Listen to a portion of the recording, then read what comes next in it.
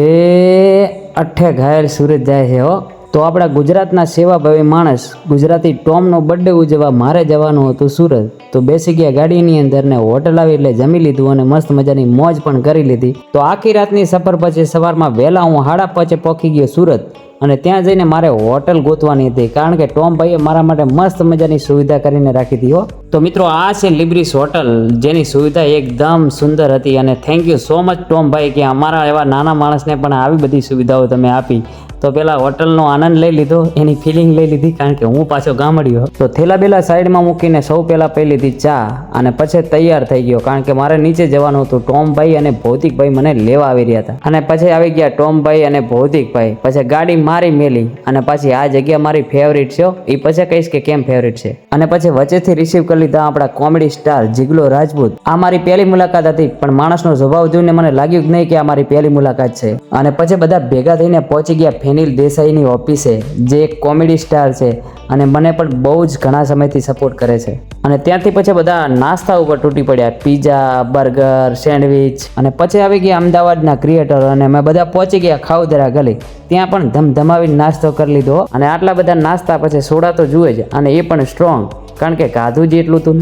અને પછી પહોંચી ગયા એડન ગાર્ડન મેદાનમાં કારણ કે ત્યાં મસ્ત મજાનો પ્રોગ્રામ પણ રાખ્યો હતો અને સાથે સાથે જમવાનું પણ હતું. તો હવે તમને એમ થશે કે જે બર્થડે વાળા ટોમભાઈ છે એમને તો બતાવ્યા જ નહીં. તો આ જોઈ લો, આ છે ટોમભાઈ જે ગરીબોની સેવા કરે છે ને સોશિયલ મીડિયાની અંદર ટૂંક જ સમયમાં બહુ જ પ્રખ્યાત થયા છે. તમે ખાલી થોડી વાર મજા માણો કે મેં કેવી મોજ કરી છે અને કેવો ડાયરો કર્યો છે.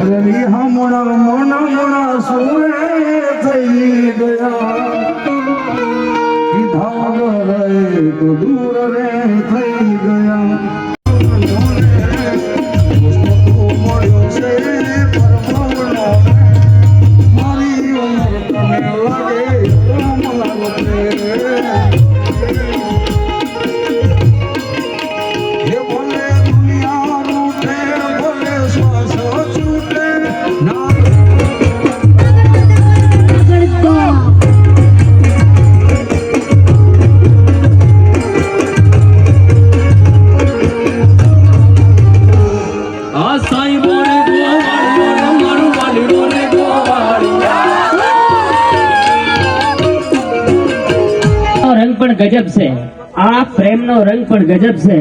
બાકી ઓલો બનાસનો ઘાયલ સુરતમાં થોડો હોય, ઓલો બનાસનો ઘાયલ સુરતમાં થોડો હોય.